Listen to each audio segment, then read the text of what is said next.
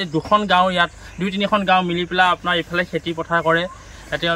আমি খেতি পথাৰ কৰোঁ ইফালৰ পৰা কিন্তু খেতিখিনি চপোৱাৰ সময়ত আমাৰ বিৰাট অসুবিধা হয় এই ৰাস্তাটো কাৰণ একেবাৰে বেয়া হয় বৰষুণৰ দিনত ইয়াত এককাল পানী জমা হয় আৰু এই ৰাস্তাটো মেৰামতিৰ কাৰণে পঞ্চায়তত বহুবাৰ আবেদন কৰা হৈছিল কিন্তু তেওঁলোকে কোনো কাণসাৰে নকৰিলে কাণসাৰ নকৰাৰ পিছত কৈ আমি ৰাইজ ভাগৰি গৈছোঁ ভাগৰি গৈ এইটো আমিতো খেতি চপাবই লাগিব গতিকে এতিয়া আমি এটা উপায় কৰিলোঁ যে আমি ঘৰে ঘৰে আমি যি পাওঁ 500-1000 টকা যি পাওঁ গোটেইখিনি গোটাই মেলি আমাৰ গোটেই গাঁৱৰ ৰাইজ ওলাই আহিছে গাঁৱৰ ৰাইজ ওলাই আহি পইচা মালি ইয়াত মাটি বেলেগৰ পৰা আনি আজি এই ৰাস্তাটো মেৰামতিৰ কাম কৰা হৈছে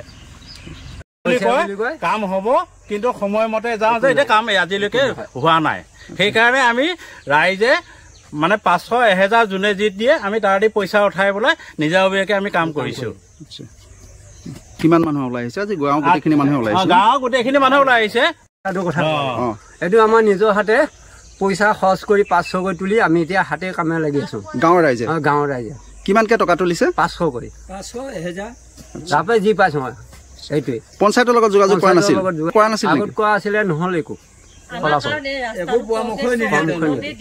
সেইকাৰণে আমি এতিয়া নিজে লাগিছো আমাৰ ৰাস্তা মানে আমি এনেকুৱা দুৰ্বলতা এনেকুৱা মানে আমি কবলত পৰো আপোনাৰ তৰুণ গগৈ দিনতে কৈছিলে ৰাস্তাটো সম্পূৰ্ণ হ'ব বুলি এতিয়া বৰ্তমান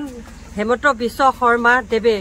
ৰাস্তাটো কৰি দিবও নোৱাৰিলে বিজেপি দিনতো নোৱাৰিলে বাৰু কোনে পাৰিব সেইটোৱে আমাৰ এতিয়া আমি ইমান দুখীয়া গৰীব দিনে হাজিৰা নকৰিলে আমাৰ